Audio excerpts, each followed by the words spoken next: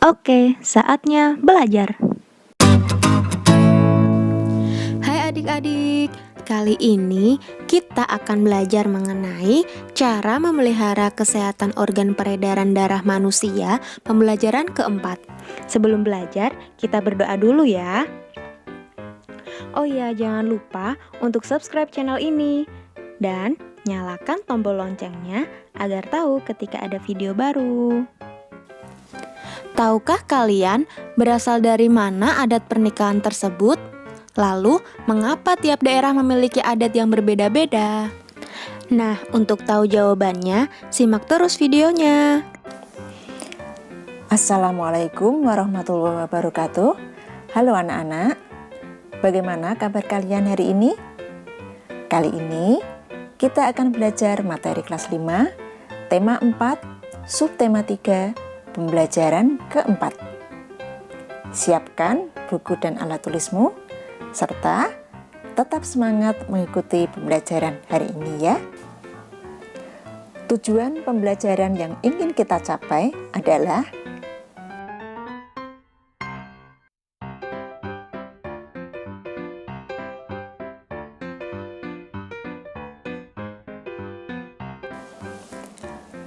pulang sekolah, Lina menonton televisi. Lina melihat berita prosesi pernikahan adat Melayu yang menggunakan pantun. Lina terpana melihat serunya berbalas pantun dalam prosesi pernikahan tersebut. Lina ingin tahu jenis pantun yang disajikan dalam prosesi pernikahan adat Melayu yang baru saja dia tonton di televisi. Menurut kalian, pantun yang disajikan dalam sebuah prosesi pernikahan termasuk jenis pantun apa? Dan apa alasanmu? Pantun yang disajikan dalam sebuah prosesi pernikahan termasuk jenis pantun tua. Pantun tua adalah pantun yang berhubungan dengan orang tua. Biasanya, pantun tua berisi tentang adat, budaya, agama, dan nasihat. Karena pantun tersebut disajikan dalam prosesi pernikahan yang merupakan adat dan budaya suatu daerah, maka pantun tersebut berjenis pantun tua. Itu tadi contoh prosesi pernikahan di suatu daerah. Bagaimana dengan prosesi adat pernikahan di daerahmu? Samakah? Adat pernikahan setiap daerah tidaklah selalu sama. Perbedaan adat pernikahan ini merupakan contoh perbedaan budaya yang dapat dikenalkan ke daerah lain. Pengenalan budaya daerah terjadi karena adanya interaksi sosial. Interaksi diperlukan dalam pembangunan suatu wilayah, baik dalam bidang ekonomi, sosial, maupun budaya. Dalam pembangunan antar wilayah, terkadang ada ketimpangan, sehingga mengakibatkan pembangunan tidaklah merata. Faktor-faktor yang menyebabkan ketimpangan tersebut adalah 1. Perbedaan kandungan sumber daya alam pada setiap daerah. Perbedaan kandungan sumber daya alam membuat kegiatan produksi di suatu daerah berbeda dengan kegiatan produksi di daerah lain. Daerah yang kaya akan sumber daya alam membutuhkan biaya yang lebih murah untuk melakukan kegiatan produksi.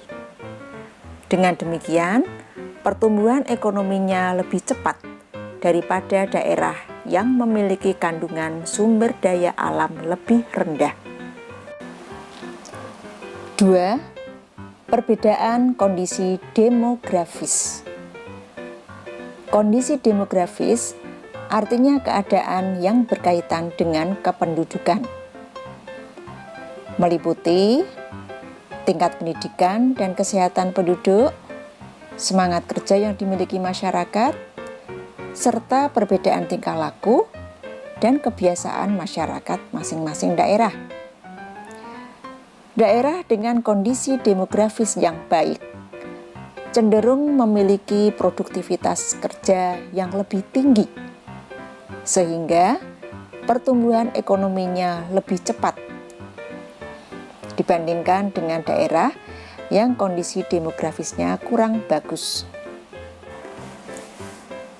3. Kurang lancarnya mobilitas barang dan jasa.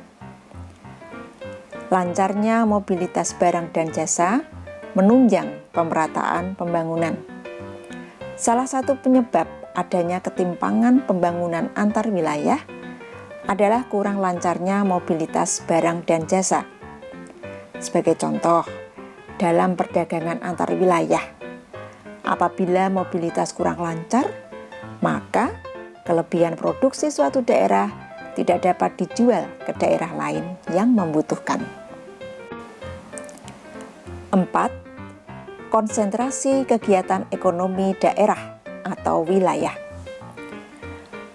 Daerah dengan konsentrasi kegiatan ekonomi yang cukup besar, pertumbuhan ekonominya lebih cepat. Sementara itu, daerah dengan konsentrasi kegiatan ekonomi yang rendah, maka pertumbuhan ekonominya lebih lambat. 5. Alokasi dana pembangunan antar daerah atau wilayah. Alokasi atau anggaran dana pembangunan yang dimiliki setiap wilayah bergantung pada sistem pemerintahan daerah yang berlaku. Bila sistem pemerintahan yang dianut adalah otonomi, dana pemerintah akan lebih banyak dialokasikan ke daerah.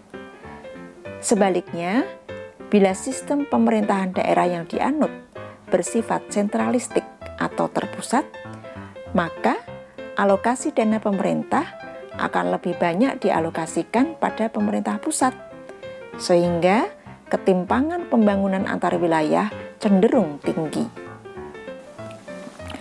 Nah, anak-anak, di dalam interaksi sosial terdapat hak, kewajiban, dan tanggung jawab setiap warga masyarakat. Hak, kewajiban, dan tanggung jawab saling berkaitan dan tidak dapat dipisahkan. Hak adalah sesuatu yang mutlak menjadi milik seseorang dan penggunaannya tergantung kepada orang yang bersangkutan. Bentuk hak warga masyarakat antara lain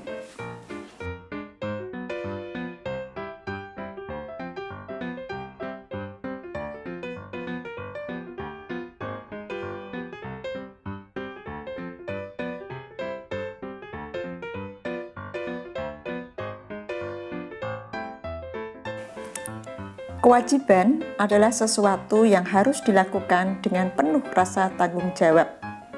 Bentuk kewajiban warga masyarakat antara lain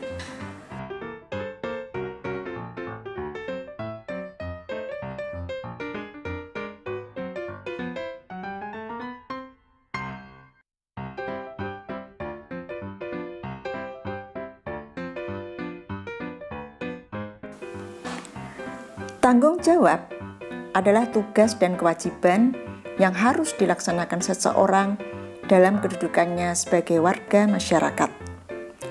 Jadi, hak dan kewajiban harus dilaksanakan secara bertanggung jawab. Sebaliknya, tanggung jawab tercermin dari terlaksananya hak dan kewajiban dengan baik. Lalu, apa yang akan terjadi jika tidak ada penerapan tanggung jawab di masyarakat? Bila tanggung jawab tidak dilaksanakan, maka akan timbul masalah yang dapat merugikan diri sendiri maupun orang lain. Orang yang tidak melaksanakan tanggung jawabnya juga akan mendapatkan sanksi atau hukuman, dijauhi orang lain, dan tidak dipercaya orang lain. Oleh karena itu, setiap anggota masyarakat harus mau melaksanakan hak dan kewajiban secara bertanggung jawab.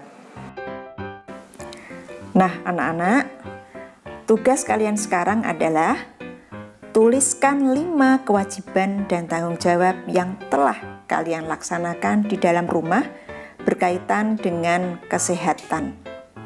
Bu Guru ulang, Tuliskan 5 kewajiban dan tanggung jawab yang telah kalian laksanakan di dalam rumah berkaitan dengan kesehatan. Cukup sekian pembelajaran kita kali ini. Mudah-mudahan bisa memberikan manfaat untuk kalian semua.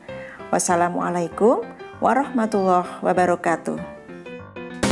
Terima kasih sudah menonton. Jangan lupa like, komen, dan subscribe. See you adik-adik.